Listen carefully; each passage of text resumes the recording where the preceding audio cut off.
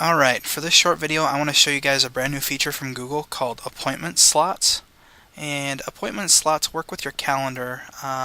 They let you designate a certain period of time and then create time slots out of that time, and then it publishes a web page so other people can visit that page and select a time slot out of that, and once they click on that time slot it adds a calendar event into your calendar and schedules them in that time slot.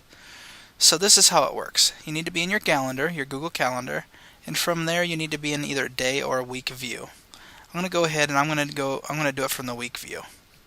So I'm going to go and I'm going to look here on Friday, 6:10, and I'm going to make a certain period of time open for half-hour time slots. So I'm going to go and I'm going to click on my time that I want to start it at and hold down with my mouse, so 7:30, and I'm going to go down to 12:30. And I'm just holding down with my mouse and I drag down over that period of time. And now I'm going to let go. I'm going to get a screen pop up. Now normally we'd enter in our event here, but you can see a new link here to the right that says appointment slots. This is what we want to focus on. So I'm going to click on appointment slots. It's going to come up, it's going to ask me what this slot is for.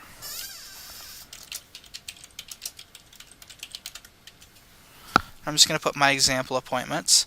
It asks me what calendar I want, and that's the default calendar, and that's what I want. And it asks, do I want to offer it in slots of 30 minutes, or do I want to offer it as one single appointment slot?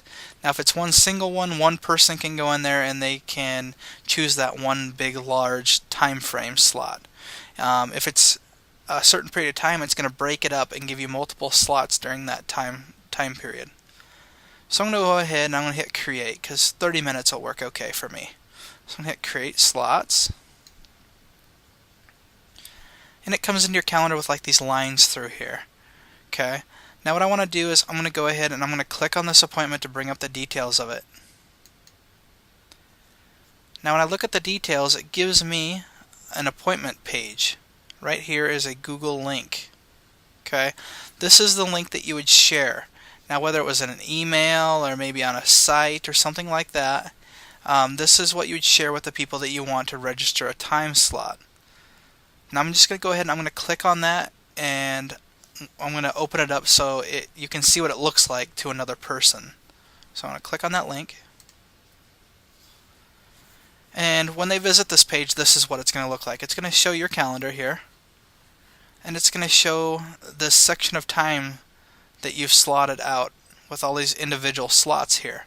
And what that person can go and do is pick a time slot out of the available ones here that you've given them.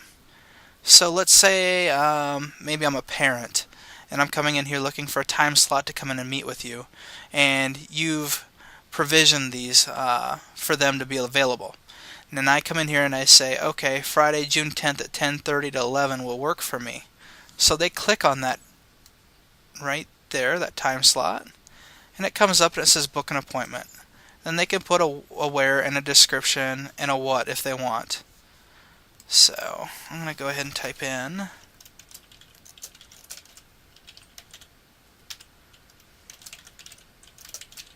and again this is just an example, and then they can hit save.